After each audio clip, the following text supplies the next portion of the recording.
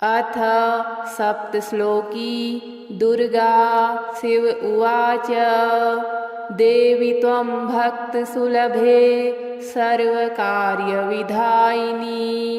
कलौ हि कार्यसिद्ध्यर्थम् उपायं ब्रूहि यत्नतः। देव्युवाच शृणुदेव प्रवक्ष्यामि कलौ सर्वेष्टसाधनं मया तवैव स्नेहेनाप्य अम्बास्तुतिः प्रकाश्यते। ॐ अस्य श्री दुर्गा सप्तश्लोकी स्तोत्रमन्त्रस्य नारायण ऋषिः अनुष्टुप् छन्दः श्रीमहाकाली महालक्ष्मी महासरस्वत्यो देवताः श्रीदुर्गा प्रीत्यर्थं सप्तश्लोकी दुर्गापाठे विनियोगः।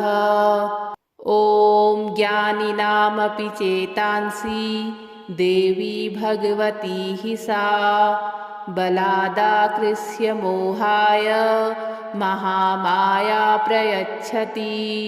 दुर्गे स्मृता हरसि भीतिमशेष जन्तोः स्वस्थः स्मृता मतिमतीव शुभां ददासि।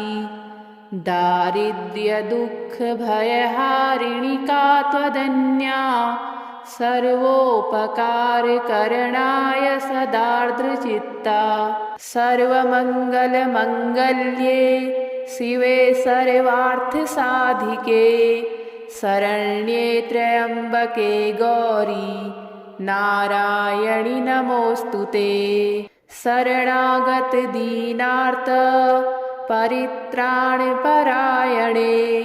सर्वस्यार्तिहरे देवी नारायणि नमोऽस्तुते। सर्वस्वरूपे सर्वेशे सर्वशक्तिसमन्विते भयेभ्यस्त्राहि नो देवी दुर्गे देवी नमोऽस्तुते। रोगान् शेषान् पहंसि तुष्टा रुष्टा तु कामान् सकलान् भीष्टान्। त्वामाश्रितानां न विपन्नराणां त्वामाश्रिता ह्याश्रयतां प्रयान्ति।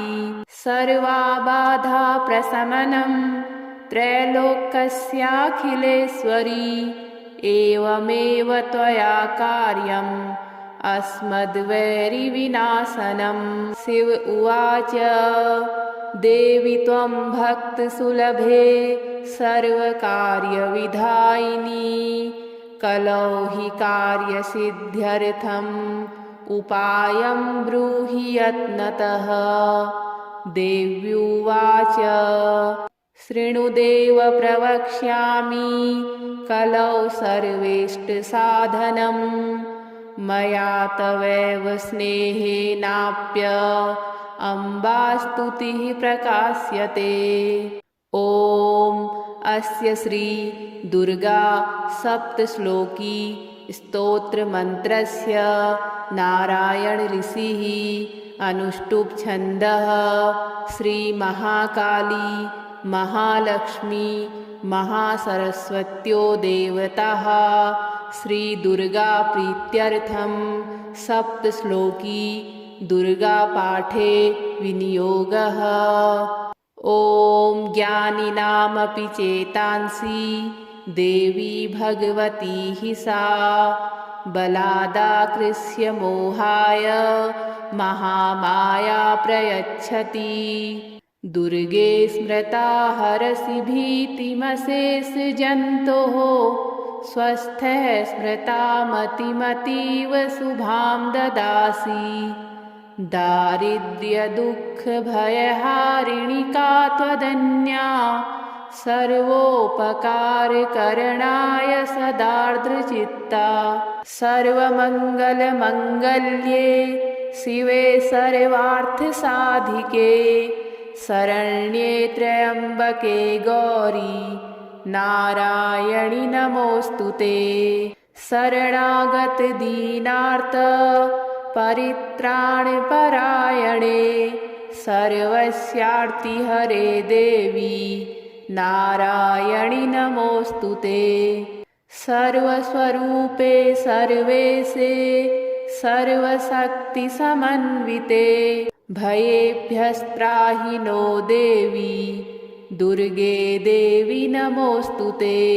रोगान् शेषान् पहंसि तुष्टा रुष्टा तु कामान् सकलान् भीष्टान् त्वामाश्रितानां न विपन्नराणां त्वामाश्रिता ह्याश्रयतां प्रयान्ति।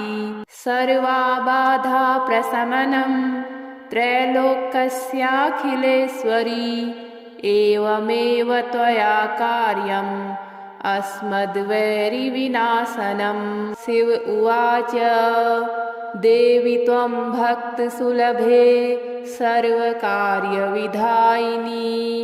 कलौ हि कार्यसिद्ध्यर्थम् उपायं ब्रूहि यत्नतः।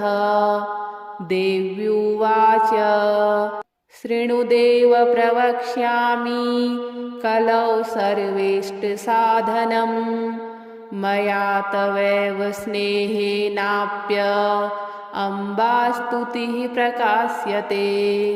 ॐ अस्य श्री दुर्गा सप्तश्लोकी स्तोत्रमन्त्रस्य नारायण ऋषिः अनुष्टुप् छन्दः श्रीमहाकाली महालक्ष्मी महासरस्वत्यो देवताः श्रीदुर्गा प्रीत्यर्थं सप्तश्लोकी दुर्गापाठे विनियोगः। ॐ ज्ञानिनामपि चेतांसि देवी भगवती हि सा बलादाकृष्य मोहाय महामाया प्रयच्छति। दुर्गे स्मृता हरसि भीतिमशेषजन्तोः स्वस्थः स्मृता मतिमतीव शुभां ददासि। दारिद्र्यदुःखभयहारिणि का त्वदन्या सर्वोपकारकरणाय सदार्द्रचित्ता।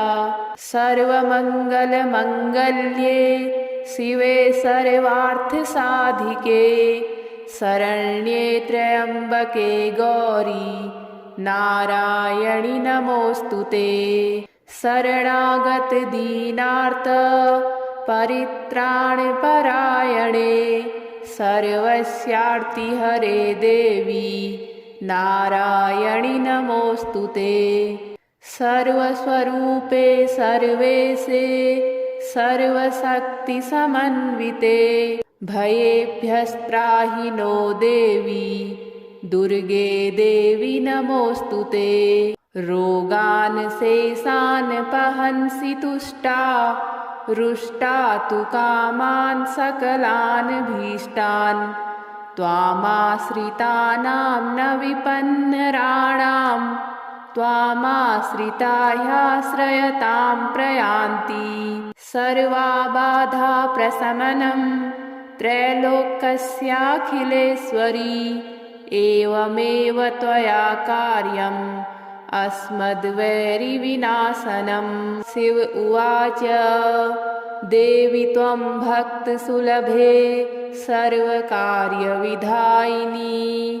कलौ हि कार्यसिद्ध्यर्थम् उपायं ब्रूहि यत्नतः।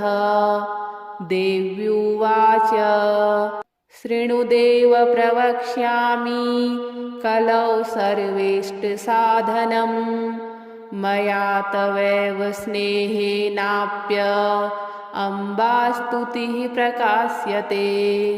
ॐ अस्य श्री दुर्गा सप्तश्लोकी स्तोत्रमन्त्रस्य नारायण ऋषिः अनुष्टुप् छन्दः श्रीमहाकाली महालक्ष्मी महासरस्वत्यो देवताः श्रीदुर्गा प्रीत्यर्थं सप्तश्लोकी दुर्गापाठे विनियोगः। ॐ ज्ञानिनामपि चेतांसि देवी भगवती हि सा बलादाकृष्य मोहाय महामाया प्रयच्छति। दुर्गे स्मृता हरसि भीतिमशेष जन्तोः स्वस्थः स्मृता मतिमतीव शुभां ददासि। दारिद्र्यदुःखभयहारिणि का त्वदन्या सर्वोपकारकरणाय सदार्द्रचित्ता।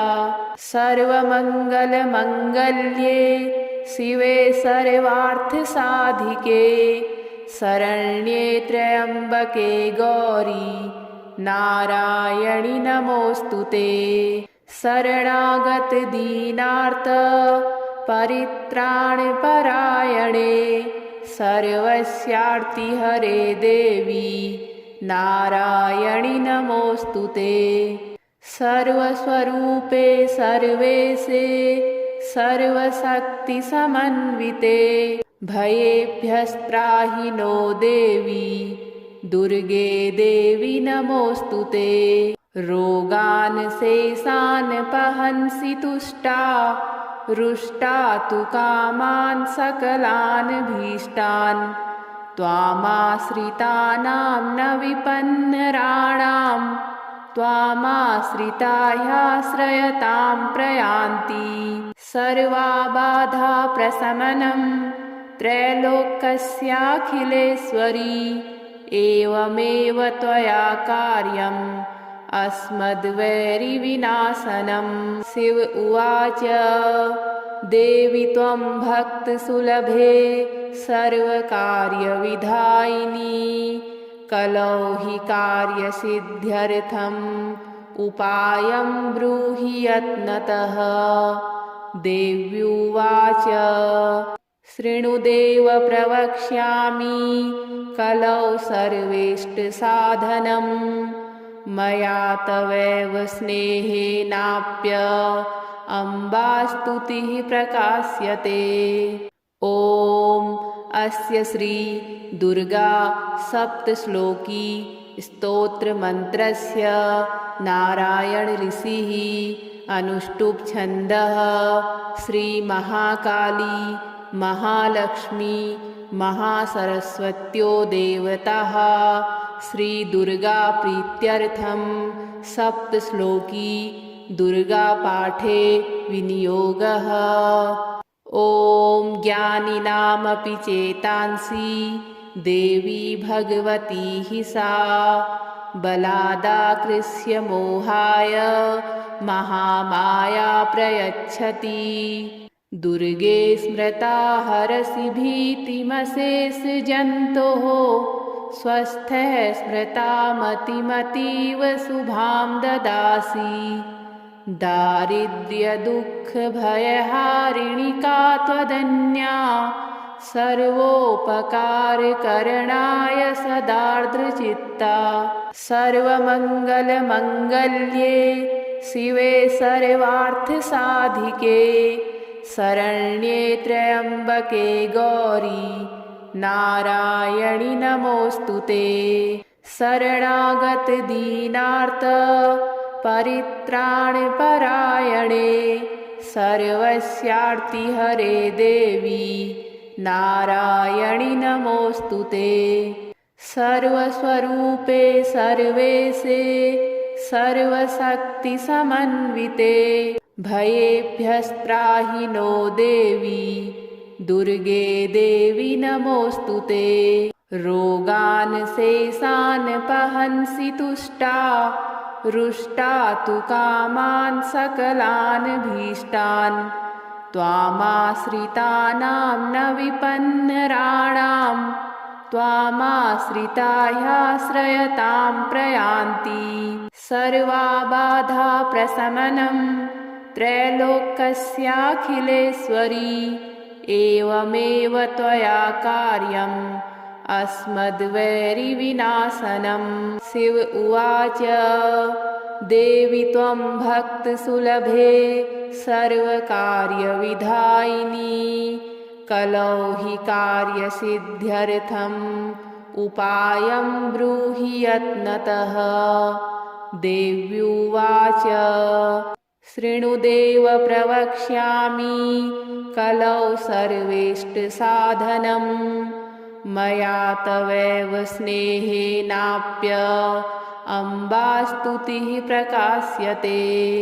ॐ अस्य श्री दुर्गा सप्तश्लोकी स्तोत्रमन्त्रस्य नारायण ऋषिः अनुष्टुप् छन्दः श्रीमहाकाली महालक्ष्मी महासरस्वत्यो देवताः श्रीदुर्गा प्रीत्यर्थं सप्तश्लोकी दुर्गापाठे विनियोगः। ॐ ज्ञानिनामपि चेतांसि देवी भगवती हि सा बलादाकृष्य मोहाय महामाया प्रयच्छति। दुर्गे स्मृता हरसि भीतिमशेषजन्तोः स्वस्थः स्मृता मतिमतीव शुभां ददासि। दारिद्र्यदुःखभयहारिणि का त्वदन्या सर्वोपकारकरणाय सदार्द्रचित्ता। सर्वमङ्गलमङ्गल्ये शिवे सर्वार्थसाधिके शरण्ये त्र्यम्बके गौरी नारायणि नमोऽस्तुते। शरणागत दीनार्त परित्राणपरायणे सर्वस्यार्तिहरे देवी नारायणि नमोऽस्तुते। सर्वस्वरूपे सर्वेशे सर्वशक्तिसमन्विते भयेभ्यस्त्राहि नो देवी दुर्गे देवी नमोऽस्तुते। रोगान् शेषान् पहंसि तुष्टा रुष्टा तु कामान् सकलान् भीष्टान्। त्वामाश्रितानां न विपन्नराणां त्वामाश्रिता ह्याश्रयतां प्रयान्ति। सर्वाबाधा प्रशमनं त्रैलोक्यस्याखिलेश्वरी एवमेव त्वया कार्यम् अस्मद्वैरिविनाशनं। शिव उवाच देवि त्वं भक्तसुलभे सर्वकार्यविधायिनी कलौ हि कार्यसिद्ध्यर्थम् उपायं ब्रूहि यत्नतः। देव्युवाच शृणुदेव प्रवक्ष्यामि कलौ सर्वेष्टसाधनं मया तवैव स्नेहेनाप्य अम्बास्तुतिः प्रकाश्यते। ॐ अस्य श्री दुर्गा सप्तश्लोकी स्तोत्रमन्त्रस्य नारायण ऋषिः अनुष्टुप् छन्दः श्रीमहाकाली महालक्ष्मी महासरस्वत्यो देवताः श्रीदुर्गा प्रीत्यर्थं सप्तश्लोकी दुर्गापाठे विनियोगः। ॐ ज्ञानिनामपि चेतांसि देवी भगवती हि सा बलादाकृष्य मोहाय महामाया प्रयच्छति। दुर्गे स्मृता हरसि भीतिमशेषजन्तोः स्वस्थः स्मृता मतिमतीव शुभां ददासि। दारिद्र्यदुःखभयहारिणि का त्वदन्या सर्वोपकारकरणाय सदार्द्रचित्ता। सर्वमङ्गलमङ्गल्ये शिवे सर्वार्थसाधिके शरण्ये त्र्यम्बके गौरी नारायणि नमोऽस्तुते। शरणागत दीनार्त परित्राणपरायणे सर्वस्यार्तिहरे देवी नारायणि नमोऽस्तुते। सर्वस्वरूपे सर्वेशे सर्वशक्तिसमन्विते भयेभ्यस्त्राहि नो देवी दुर्गे देवी नमोऽस्तुते। रोगान् शेषान् पहंसि तुष्टा रुष्टा तु कामान् सकलान् भीष्टान् त्वामाश्रितानां न विपन्नराणां त्वामाश्रिता ह्याश्रयतां प्रयान्ति सर्वा बाधा प्रशमनं त्रैलोक्यस्याखिलेश्वरी एवमेव त्वया कार्यम् अस्मद्वैरिविनाशनम्। श्री सप्तश्लोकी दुर्गा सम्पूर्णम्।